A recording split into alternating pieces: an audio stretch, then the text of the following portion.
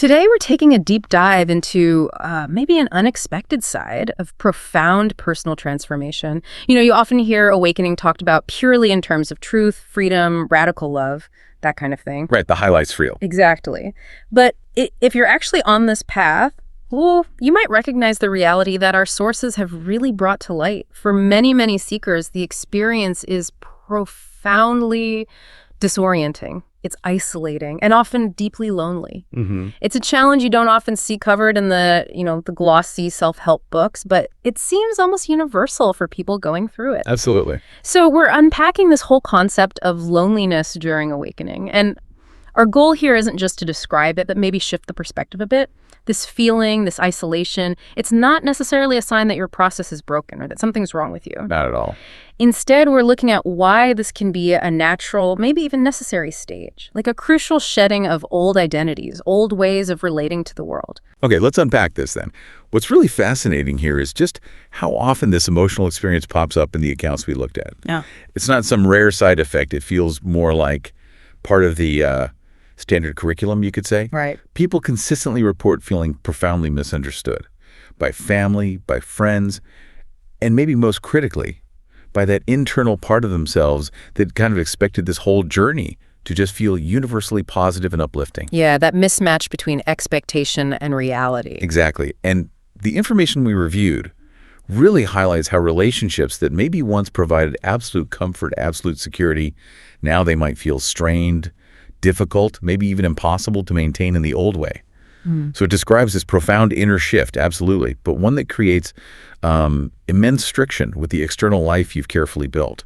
And that can leave you feeling completely adrift. Okay, but why? Why the friction? Why that sudden feeling of estrangement, of being out of sync? Well, it seems to boil down to what the material we looked at calls the gap in perception. A gap in perception. Explain that a bit. So the moment these awakening insights really start to land, your fundamental understanding of reality begins to shift, sometimes subtly, sometimes quite dramatically. Okay. You start to see, maybe for the first time, that the self isn't this solid, fixed thing you always assumed it was. Okay. And that reality itself is far more interconnected, far more impermanent than our usual way of thinking suggests. Which sounds liberating on paper. And it absolutely is, eventually. But in the immediate sense, that new seeing creates separation. It just does. Imagine, like you're watching a movie you used to absolute love, right? Okay. But now suddenly you can see all the strains. You see the wires, the stagehands moving in the background. You just can't unsee the mechanics behind the illusion anymore. I see. The magic is sort of gone or changed. Changed, exactly. And that new sight, that ability to see the strings, creates the gap. You're starting to operate from this framework of, well, impermanence, maybe deeper connection, while the world around you generally is still focused on the old narratives. Status, career wins, social dramas, getting the next thing. Right. The stuff that suddenly feels less compelling. Precisely. And the practical result, day to day, is this difficulty connecting on those old levels. We saw some really detailed anecdotes in the materials, actually, about how this shows up. Like what? Well, conversations you used to enjoy suddenly feel shallow or maybe just repetitive. You might find yourself sitting there listening to people get really excited about, I don't know, office politics or a new car, and you can't generate that same interest. Yeah, that sounds familiar for some people, I bet. And it's not usually about judging them, not at all. It's more that the underlying values, the things that drive those conversations, have somehow dissolved or shifted for you. So you find yourself standing on one side of this gap, kind of watching, and not really sure how to bridge it anymore. That makes sense. And if we connect this to the bigger picture, you start to see how this separation is deeply, deeply tied to loss. And grieving, actually. Grieving, how so? Because awakening, fundamentally, requires you to let go of old attachments, old identities. You can't fully step into a new way of being if you're still desperately gripping onto the old definitions of who you thought you were. Okay. So, for example, if your core identity was really wrapped up in being, say, the star employee or the perfect mom or the reliable friend who always had the answers, the moment you realize those are just roles, just temporary costumes in a way, that they're impermanent, that they aren't the real you, a profound sense of loss gets triggered. You're losing the you knew. Wow, that sounds incredibly painful. You're not just talking about a philosophical idea shifting, you're describing almost a psychological, well, a kind of trauma of identity dissolving. That's a good way to put it. Yeah. Exactly. The process can leave a person feeling, as one source put it, stripped bare. And that initial emptiness, right, even if it's ultimately the doorway to liberation, it registers first as this really painful void in the psyche. Yeah. And that acute sense of inner emptiness, it translates pretty directly into acute loneliness. Right. So this raises a really important question, I think, for anyone experiencing this. If you feel this inner dissolution, this grief over the self that's fading away, how on earth do you handle an external world that mostly doesn't recognize or certainly doesn't validate that huge seismic event happening inside you? Yeah, that disconnect, that friction between the internal loss and the external, maybe incomprehension, that seems to lead right into this intense feeling of being misunderstood. Spot on. And we definitely saw clear descriptions of that pushback from loved ones.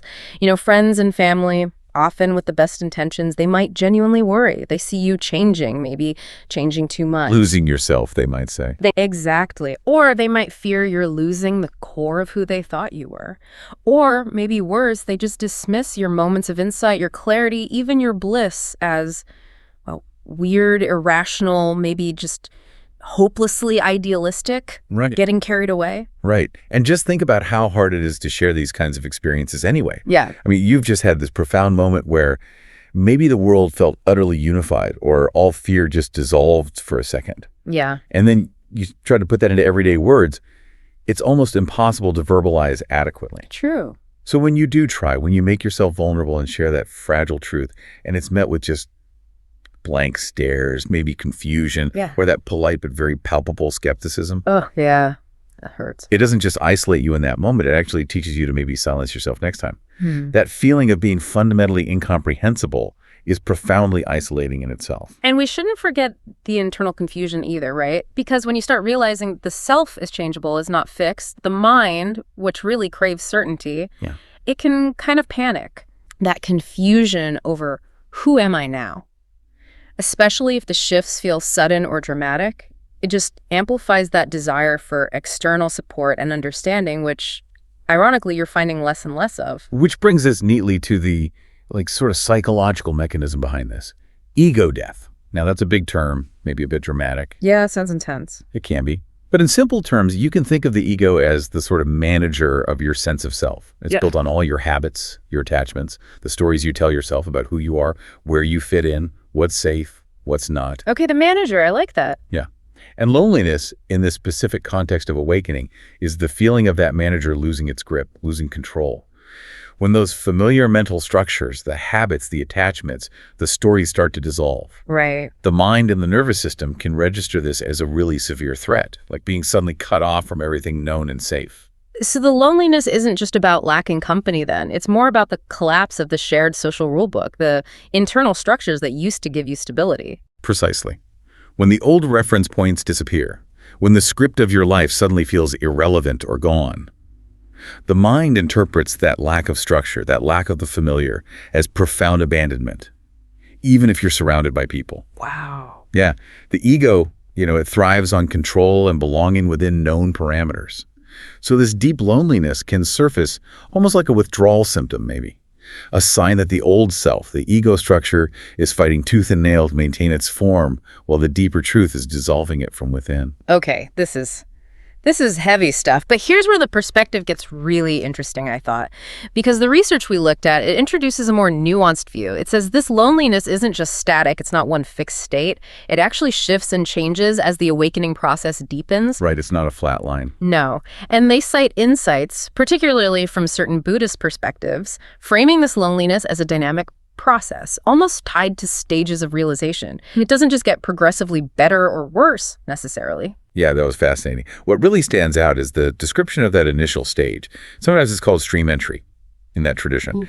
Psychologically, this often shows up as a sudden, sometimes quite dramatic, but temporary psychological relief. Temporary relief. Yeah. For a little while, maybe days, weeks, sometimes longer, those deep psychological struggles, including that acute sense of separation and loneliness, can just temporarily cease, vanish almost. Yeah. Like a break? Exactly. It's often referred to as a honeymoon period because everything feels suddenly fresh, light, easy. It's like the whole system has just recalibrated and the ego, the manager, is temporarily stunned into silence. There's just presence. But wait, doesn't that temporary relief just set people up for a bigger fall later? I mean, Yeah. that sounds like a cruel psychological bait and switch. Well, that's the challenge, isn't it? Because the honeymoon does end. It ends when the deeper conditioning, the really ingrained attachments and aversions, start to resurface and demand attention again. They haven't gone away, they were just quiet for a bit. And this leads into what's often described as the second major phase or stage. This is characterized by confronting those really deeply held attachments, those core patterns. And this is where the loneliness comes back. This is precisely when, according to these sources, the loneliness can be at its absolute peak. Yeah. Because now the individual is hyper-aware of their old patterns, right? They recognize that they probably need to let go of old relationships or ways of being that rely on those patterns. Yeah. But they haven't yet fully stabilized in that new internal framework of freedom and non-attachment.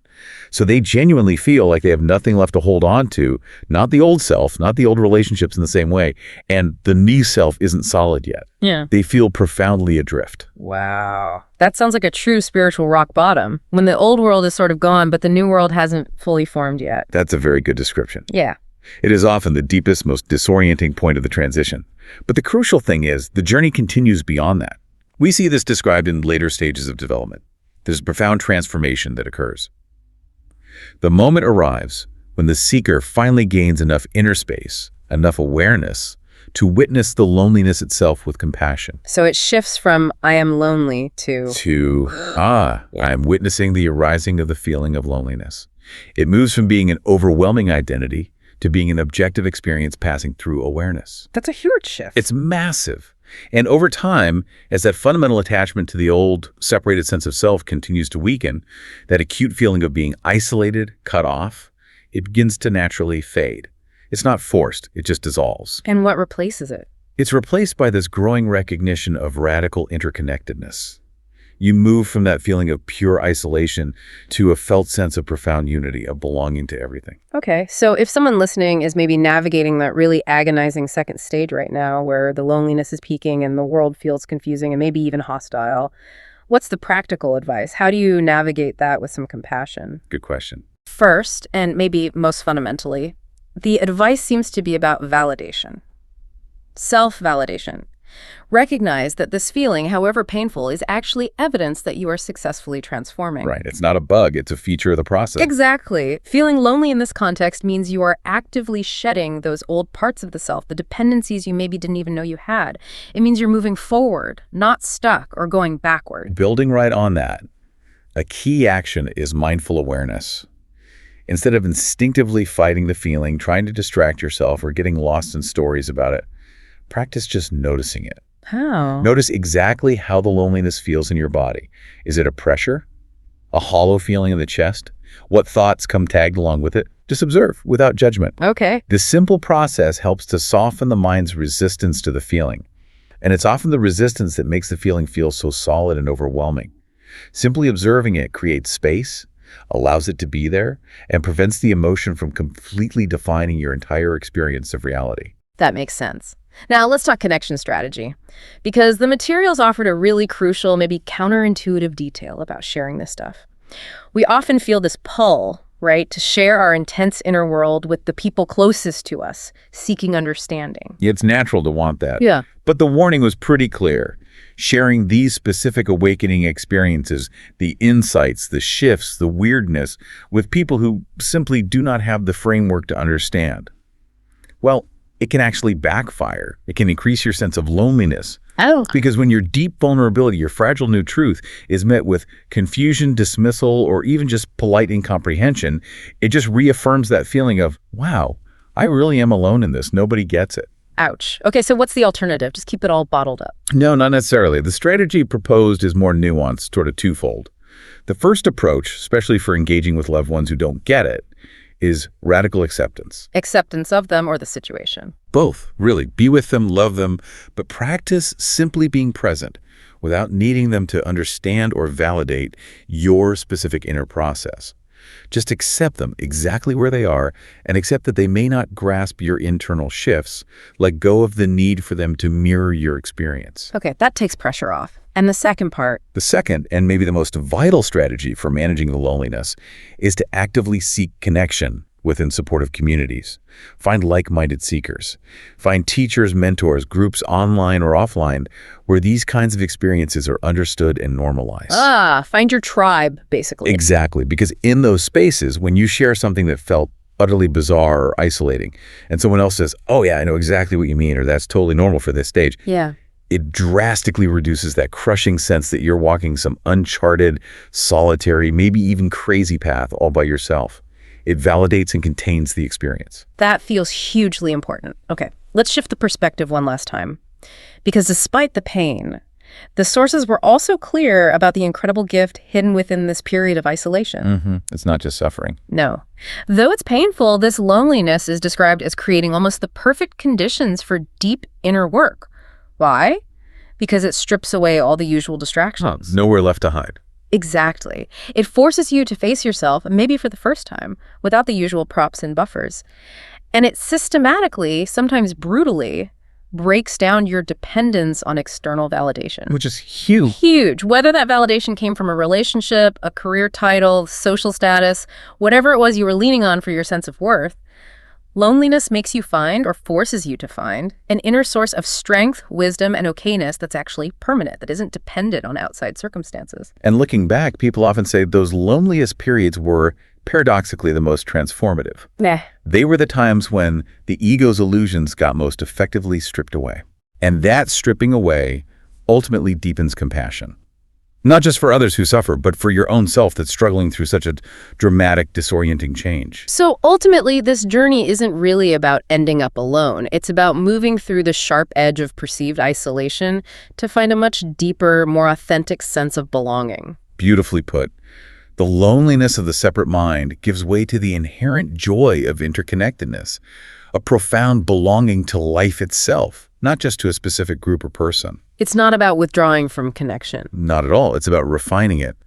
Once you're freed from that desperate need for external validation, awakening actually deepens our capacity for authentic empathy, for true acceptance of others as they are, and for genuine generosity. We start relating from a place of inner fullness, not from neediness or lack. So the final takeaway then, if you listening right now are feeling lonely and maybe profoundly misunderstood on this path, please know this. You are absolutely not walking alone in that feeling. It's part of the path. It is. Loneliness is not the final destination here. It's part of the unfolding, a temporary, maybe necessary, gateway to deeper love, much richer connection, and true, unshakable freedom. Well said. And maybe one final thought to leave you with. If this whole process requires breaking our dependence on external validation and maybe acknowledging that the roles we play can sometimes hold us back from our most authentic self, consider this. Okay. What is one existing relationship, or maybe one defining role could be your career title, being a parent, a partner, even a specific kind of friend that you might be unknowingly, perhaps comfortably, using as a kind of security blanket, one that you might need to gently release your dependence on in order to fully step into who you are truly becoming. Something to ponder. Thank you for taking this deep dive with us today.